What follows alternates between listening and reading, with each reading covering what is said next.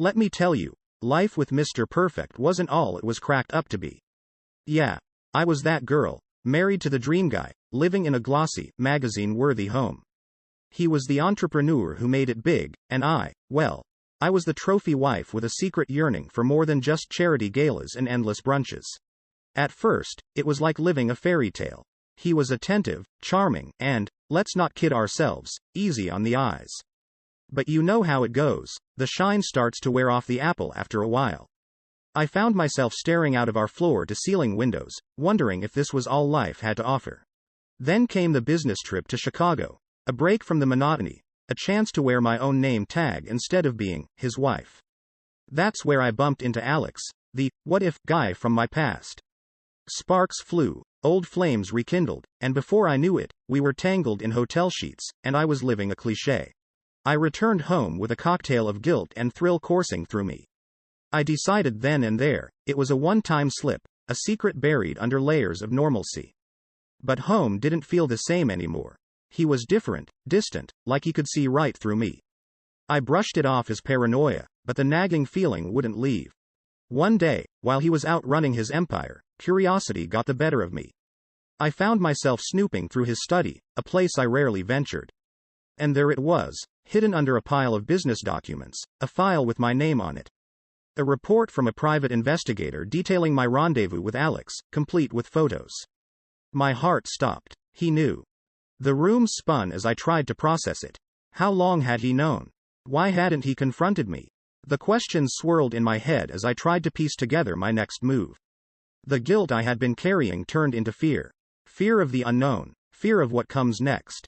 I realized then that the perfect life I thought I had was nothing but a beautifully crafted facade, and I was about to face the consequences of trying to find happiness outside its walls. You know that feeling when the world around you is so perfect it's almost suffocating? That was my life, wrapped up in a neat little bow of marital bliss and social soirees, until it wasn't. My husband, the epitome of Mr. Nice Guy, was the kind of man who sent flowers, just because, and never missed a chance to showcase his affection.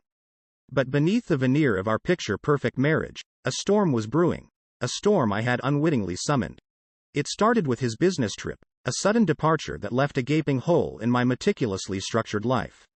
Work needs me, he said, his voice void of the warmth I had grown accustomed to. There was a distance in his eyes that hadn't been there before, a coldness that seemed to peer right through me. In his absence, my phone became a Pandora's box of secrets and lies. Messages started to trickle in, each one more cryptic and menacing than the last. How's the weather on your moral high ground? One read, a virtual sneer that made my stomach twist. Who was sending these, and why now? The unraveling sped up when Jenna, my go-to for gossip and girl talk, cornered me at the gym. I can't believe you do something like this, she hissed, her words laced with betrayal. The anonymous source had been busy, spreading my shame like wildfire, and Jenna's confrontation was just the beginning.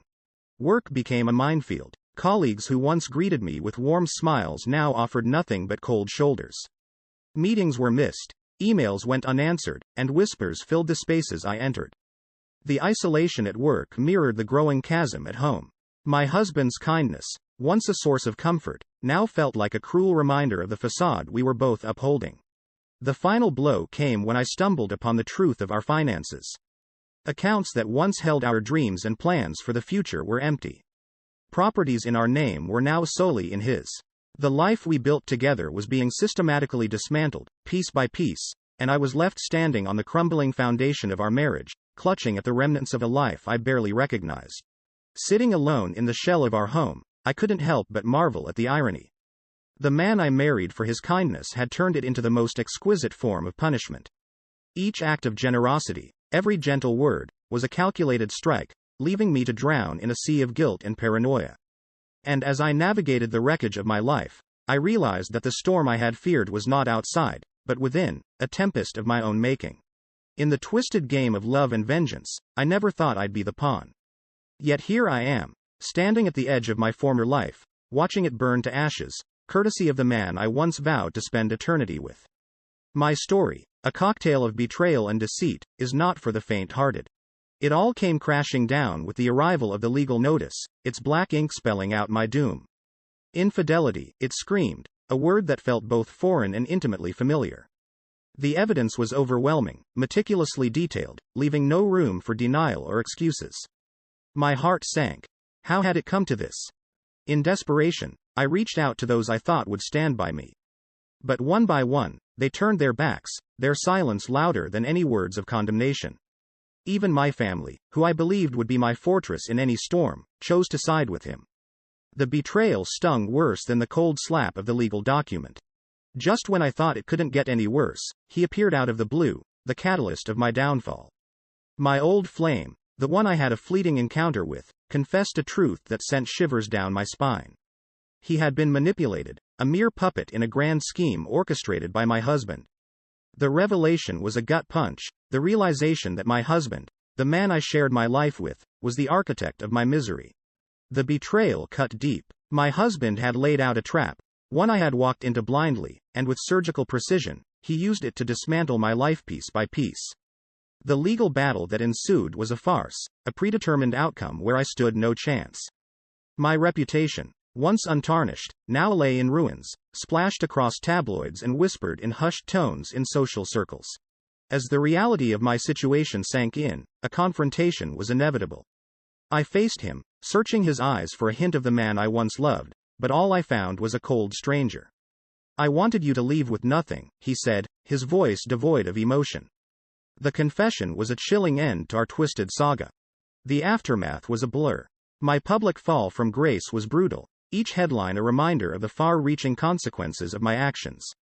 My personal life, once a source of joy and pride, had become a cautionary tale, a spectacle for the world to feast upon. The final confrontation with my husband was the closing chapter of our shared story. Standing before him, I realized the man I married was gone, replaced by a vengeful stranger. His admission of orchestrating my downfall was the last piece of a puzzle I never wanted to complete. As I walked away, the weight of his betrayal pressing down on me, I knew there was no coming back from this. The life I had known, the love I had cherished, was gone, leaving me to navigate the ruins alone. This chapter of my life, marked by betrayal and loss, is a stark reminder of the fragility of trust and the devastating power of revenge. As I pick up the pieces, I'm left to ponder the cost of a moment's temptation and the unforgiving nature of a scorned heart. The road ahead is uncertain, but one thing is clear. The scars of this ordeal will mark me forever. Never thought I'd be the one stuffing a life into a suitcase. But here I am, zipping up the remnants of a past so lush, it now feels like a dream I woke up from, harsh and abrupt. My hands shake as I close the door to what was once a home filled with laughter, love, and, as it turned out, lies. Walking away from a mansion that felt more like a mausoleum these last few months, I couldn't help but chuckle at the irony. Me, the woman who had it all, now reduced to a social pariah, clutching a suitcase that barely held a whisper of my former life. The job hunt was a nightmare. Each interview felt like walking through a minefield, the air thick with unasked questions about the scandal that clung to me like a shadow. My resume, once a golden ticket, was now just a piece of paper. "We'll be in touch," they'd say, with a tone that suggested otherwise. Eventually, desperation led me to a diner on the outskirts of town, where my past was less known, and my face didn't ring any scandalous bells. "You start Monday," the manager said, not because he was impressed with my credentials, but because I was willing to work shifts no one else wanted. It's funny how quickly you adapt to a new reality when you have no other choice. The smell of grease became my new perfume, and the clatter of dishes my background music. It was a far cry from charity galas and business lunches, but it was honest work. Work that paid the bills, just. Family, well, that's a chapter I wish I could rewrite. Calls went unanswered, texts ignored. My parents, once my rocks, became distant, influenced by the man I once called my partner. Holidays, birthdays, milestones, all passed in silence. The estrangement was a wound that refused to heal, a constant reminder of how far I'd fallen. But life has a funny way of throwing you a lifeline when you least expect it. Mine came in the form of an old friend, someone who had stayed neutral, watching from the sidelines as my world crumbled. We bumped into each other at the grocery store, of all places. There I was, comparing prices of generic brands, when I heard my name. Turning around, I saw a familiar face, one that hadn't looked at me with pity or scorn. Over coffee, she filled in the gaps.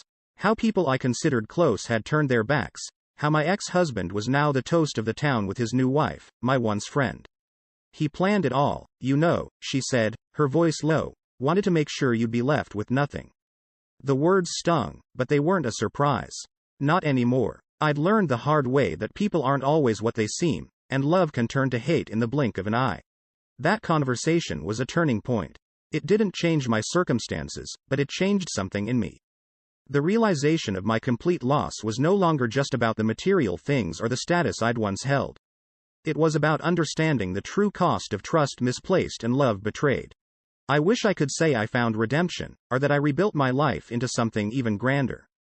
The truth? Life went on, in its mundane and grueling way. But in that ordinariness, I found a resilience I didn't know I had. I found dignity in labor, strength in solitude, and a peace in the simple act of surviving, day by day. So, here I am, flipping burgers and wiping down tables, living a life so vastly different from the one I had planned. It's not glamorous, and it's certainly not easy. But it's real, and it's mine. And maybe, just maybe, that's enough. Hey everyone, I hope you're enjoying the video so far. If you do, please take a moment to hit that like button. It really helps me out and lets me know you appreciate the content. Also, if you haven't already, consider subscribing to the channel. Subscribing is a great way to stay updated with all the latest videos and to be part of our growing community. It's quick, it's free, and it ensures you won't miss out on any upcoming content. So go ahead, smash that like button and hit subscribe. Your support means a lot and keeps this channel going. Thanks for watching. The moment I stepped off the bus, a cold gust of wind slapped my face, a harsh welcome to my new reality. This small, obscure town was my chosen sanctuary, a place where the remnants of my past life and the scornful eyes that followed couldn't reach me. My arrival didn't turn heads. Here, I was just another face, another soul seeking solace in anonymity. Finding a place to stay was my first challenge. With limited funds and no references, I settled for a cramped room in a rundown boarding house. The stark contrast to my previous life's luxury wasn't lost on me. As I unpacked my belongings, a single suitcase with a few clothes and personal items, I couldn't help but feel the weight of my decisions crashing down on me. The first few weeks were a blur of job hunting and adjusting to my new circumstances. Employment opportunities were scarce, and my qualifications seemed irrelevant in this town. Eventually, I found work at a local diner, a menial job that was a far cry from my previous career. The work was hard, and the pay was minimal, but it was honest work, and it gave me a sense of purpose I hadn't felt in a long time. Living in poverty was a new experience for me. Every day was a struggle to make ends meet.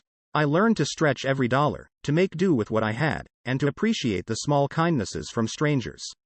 It was a humbling experience, one that taught me resilience and the value of self-reliance. The news of my husband's remarriage reached me through an old friend. He had moved on quickly, marrying someone I once considered a friend. They flaunted their happiness publicly, a final blow that severed any remaining ties I had to my old life. I felt a mix of emotions, anger, betrayal, but mostly, a deep sense of loss. Not just for the relationship, but for the person I used to be. In those moments of reflection, I didn't allow myself the luxury of introspection or self-pity. Instead, I acknowledged the cold, calculated revenge my husband had exacted on me. He had left me to face the consequences of my actions alone, a punishment far greater than I could have imagined. But as the days turned into weeks, and weeks into months, I found strength in my solitude. I learned to rely on myself, to find joy in the simple acts of survival. Each day brought small victories, whether it was a compliment from a diner customer or the ability to add a few dollars to my savings jar. These moments, insignificant as they might seem, were monumental to me. They were reminders that I was more than my past mistakes, more than the scorn and judgment of others. My descent into obscurity wasn't just an escape, it was a journey of self-discovery. In this small, forgotten corner of the world, I found a resilience I never knew I had. I learned the value of hard work, the importance of self-reliance, and the power of starting over. It wasn't the life I had envisioned for myself, but in many ways, it was exactly what I needed, a chance to redefine who I am, on my own terms. As I wiped down tables at the end of another long day, I realized that this was my new reality. There were no shortcuts, no easy ways out. But for the first time in a long time, I felt at peace with that. I was building something new, something that was wholly mine. And in that realization, there was a sense of freedom, a liberation from the chains of my past. This small town, with its simple life and hard lessons, was my proving ground. It was here, in the face of adversity and isolation, that I discovered my true strength. And as I locked up the diner and walked home under the stars, I knew that no matter what the future held, I was ready to face it head on, with a resilience and a sense of self that no one could take from me. The air felt different that morning, as if it carried a hint of freedom mingled with the bitter aftertaste of defeat. I'd been living under the radar in this small, nondescript town, hoping to escape the shadows of my past. But the past, with its relentless grip, found me even here, in a place where I thought I'd be just another face in the crowd. The legal notice arrived like a silent storm, shattering the fragile peace I'd cobbled together. A minor infraction, they said, but it was enough to stir the quiet waters of my anonymity. It wasn't just a summons, it was a beacon, illuminating my presence to those I'd hoped wouldn't find me. My heart sank as I read the notice, each word a heavy weight that pulled me deeper into the mire I'd been trying to wade through. I'd managed to secure a job at a local diner, a far cry from the life I once knew. It was hard, honest work that kept me grounded, reminding me of the reality I now faced.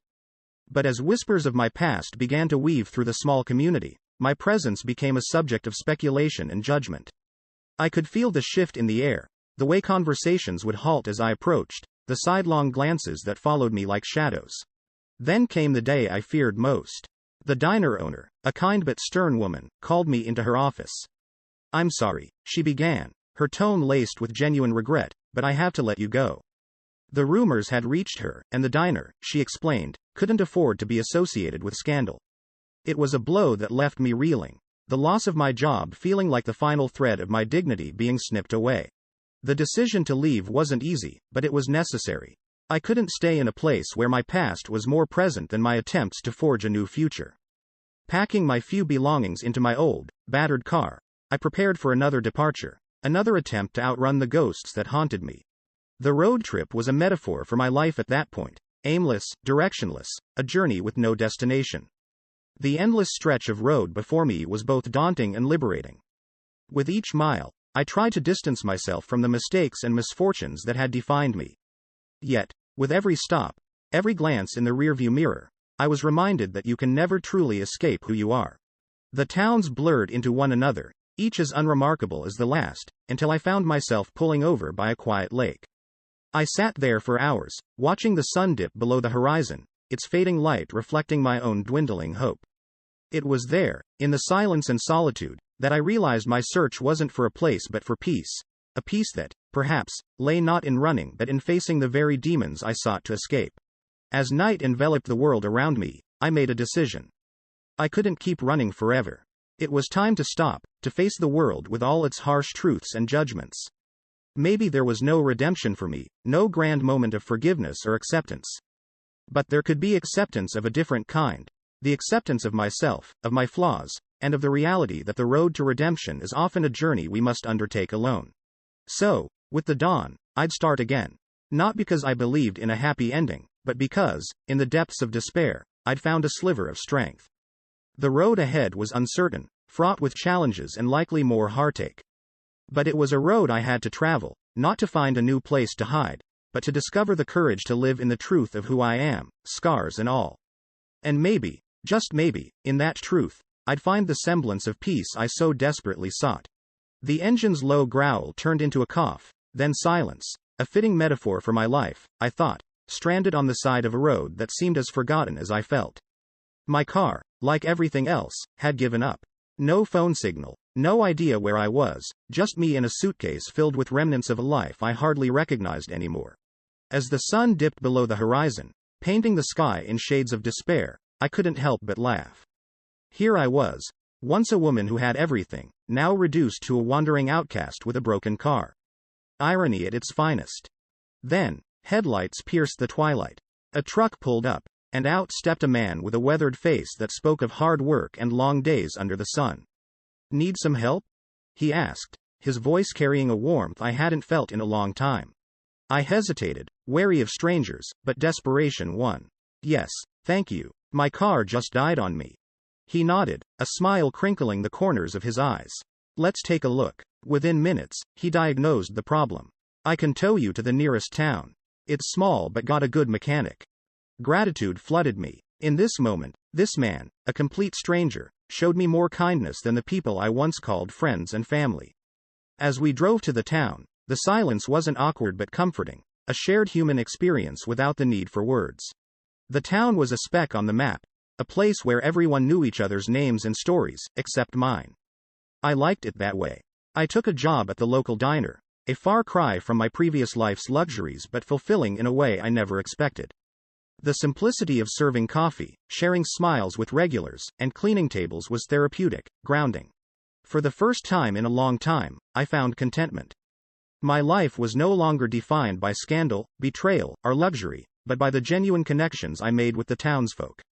I was no one special here, and that anonymity was my sanctuary.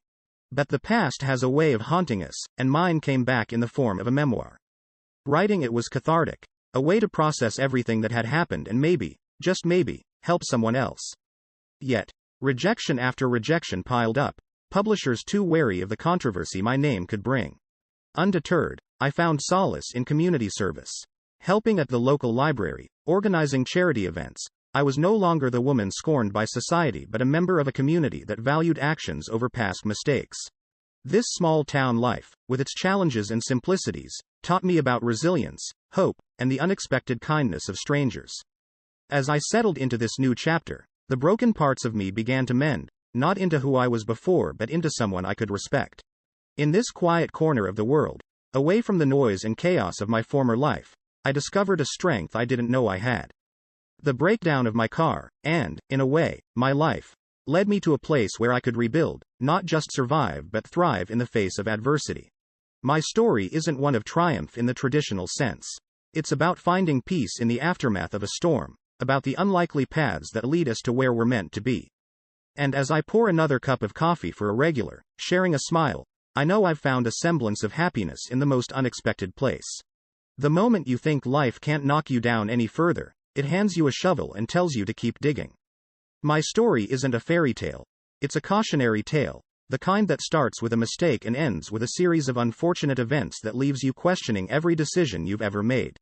There I was, lying in a hospital bed, staring at the sterile white ceiling, alone. The hustle and bustle of nurses and the occasional beep of machines were my only companions. It's funny how illness strips you down to your raw self, leaving you to face the vulnerability you've spent a lifetime hiding from. No husband by my side, no friends to whisper words of encouragement, just me and the consequences of my actions. The illness came out of nowhere, knocking me off my feet when I thought I was already as low as I could go. The days blended into nights, and the nights stretched into an endless loop of solitude and reflection. My body was fighting a battle, and so was my spirit. I had no one to call, no one to expect, and the realization of that solitude was more crushing than any physical ailment. Returning to my modest abode was a silent fanfare of one. My small room, with its second-hand furniture and the few personal items I'd managed to keep, welcomed me back into its nondescript embrace. The illness had taken its toll, leaving me a shell of my former self, not just physically weakened but emotionally spent. It was during these long, solitary days that the weight of my irreversible losses truly sank in. Each decision, each misstep, had led me to this point of no return. The dreams I once harbored, the aspirations I held dear, all seemed like fragments of another lifetime, impossible to piece back together. The final blow came like a whisper, a simple piece of news that didn't so much shatter my world as confirm its already fractured state. My husband, ever the strategist, had successfully blocked the publication of my memoir. That memoir was more than just a recounting of my fall from grace. It was my last hope of clawing back some semblance of dignity, of making my voice heard in a world that seemed to have moved on without me. But there it was, the realization that even my story, the last thing truly mine, was no longer within my control. The walls of my small, rented room seemed to close in on me, a tangible reminder of the obscurity I had resigned myself to. My life, once filled with promise and potential, had narrowed to a point where my biggest decision was what to eat for my next meal, assuming I could afford it. As I looked out the window at the stark, wintry landscape, the bare branches of trees standing guard over a frozen world, I couldn't help but see a reflection of my own life. stripped of its leaves, its beauty, and its vitality, waiting for a spring that would never come. The realization was as cold as the view. My downfall was mine alone, a series of choices that led me away from the warmth of a life filled with love and into the chill of isolation. No fairy tale ends with the protagonist staring out into a bleak horizon, but then again, I had stopped believing in fairy tales long ago. My story wasn't going to be rewritten with a happy ending or a moral that could neatly tie up the loose ends of my life. It was a tale of caution, a narrative of loss and the acceptance of obscurity, a reminder that the actions we take ripple outwards, leaving us to face the consequences, alone and without redemption. And so, as the winter sunset, casting long shadows across the room, I settled into the silence, the kind of quiet that comes not from peace but from resignation. My life, with all its twists and turns, had brought me here, to this moment of reflection, a contemplation of a journey marked not by the distance traveled but by the depth of the fall. And in that silence, I found my ending, not with a bang, but with a whisper, a quiet acceptance of the life I had chosen and the paths I had walked, for better or